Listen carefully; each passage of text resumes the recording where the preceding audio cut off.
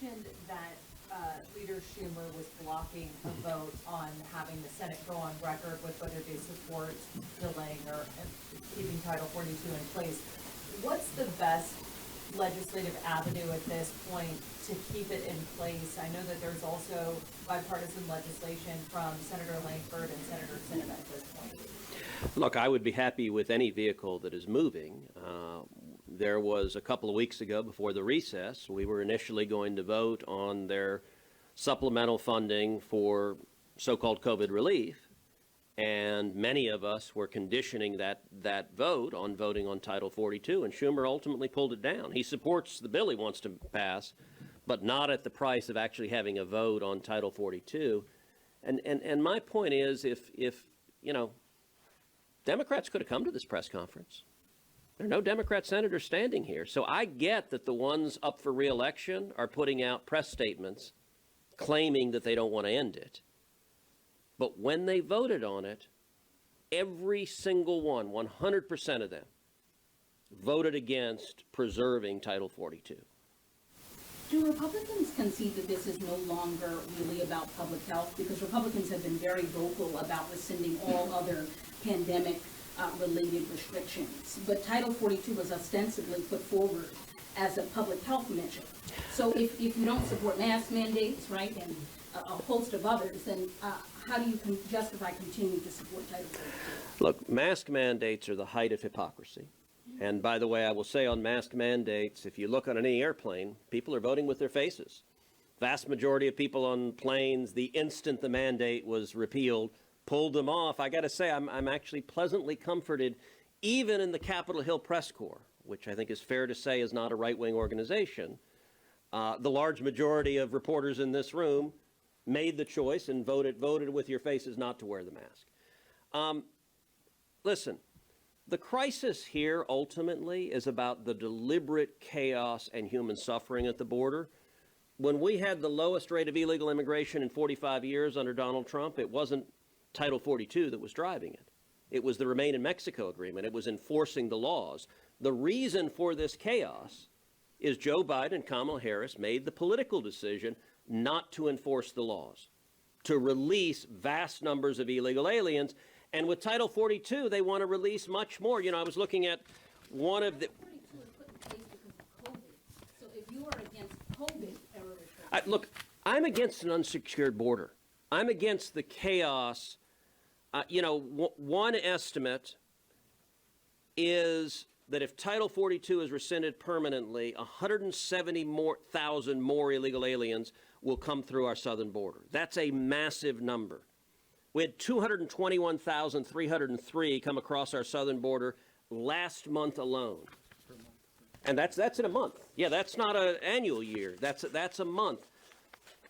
If Joe Biden follows through with rescinding Title 42, we will see the highest rate of illegal immigration in the history of the United States of America.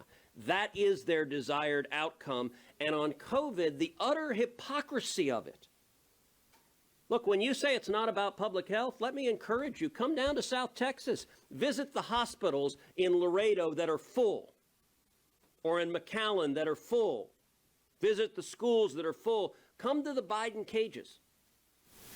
For 4 years, every Democrat and the corporate press talked about kids in cages, kids in cages. How many of y'all have done a story on the Biden cages?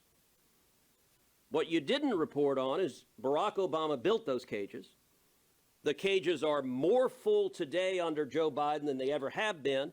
And the last time we went there with 19 senators, the rate of COVID positivity in the Biden cages was over 10%. So this is public health as well. But the Biden administration, the only group on planet Earth they don't care about having COVID is illegal immigrants who they want to release into this country. So you're saying it's not about COVID then?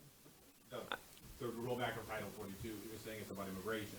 It's about both. Because Title 42, as my colleague says, is implemented as a COVID measure. Yeah, let me take a crack at this also, because as I said earlier, Title 42 is not going to be there into the future. It's a public health order. It shouldn't be. Once we're beyond this COVID period, which is all the more reason we have to put in place sensible policies to deal with this crisis. Title 42 is not the long-term solution. It's not sustainable. It's just we all know that. For now to address It's not convenient, it's the fact that it's all there is. If we don't have it, if we don't have it, there will be, so there are 2 million people who come to the border now every year, based on last year's numbers, which is the highest it's ever been since 1924, when the Border Patrol started keeping statistics. By far the highest ever. If Title 42 is lifted, think about it, instead of 2 million and 1 million people coming into the country, you have just by math, now 2 million people coming into the country. And there are a lot more people coming also, as you've seen, all over the world. It's not just Central America. This chart, which is interesting, I think, because it talks about outside of Mexico and the Northern Triangle, the increase coming. It's 150 countries. It's people from not just Latin America, but Asia and Africa and the Middle East. So that is why taking away 42 would be a catastrophe right now.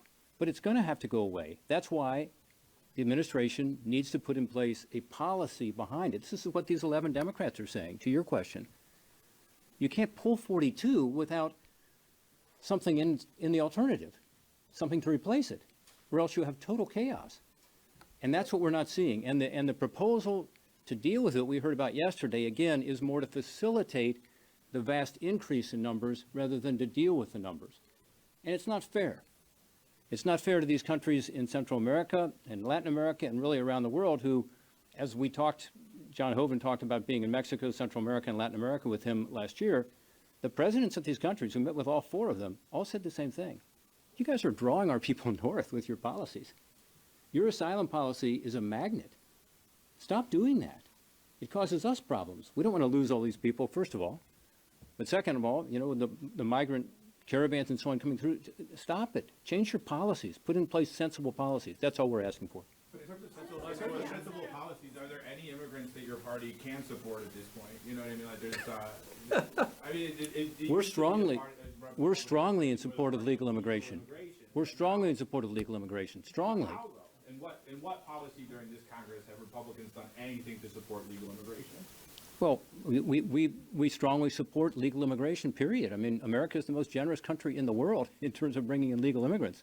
We're for that. I think I speak for all my colleagues. Do you support, for example, in the Competes Act, the provisions to offer, say, the most non-controversial immigrants of all, STEM PhDs, a green card?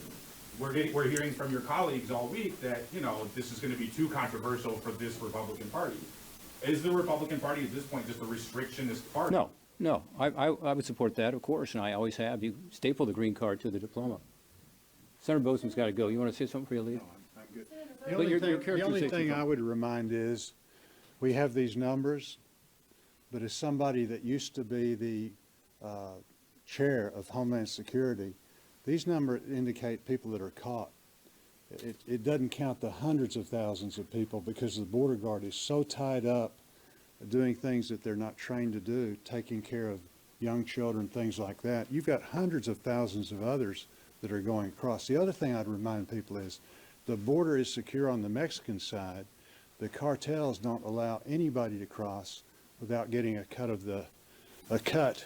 So it's a tremendous moneymaker for the drug influx that we're so very concerned about that's been talked about earlier.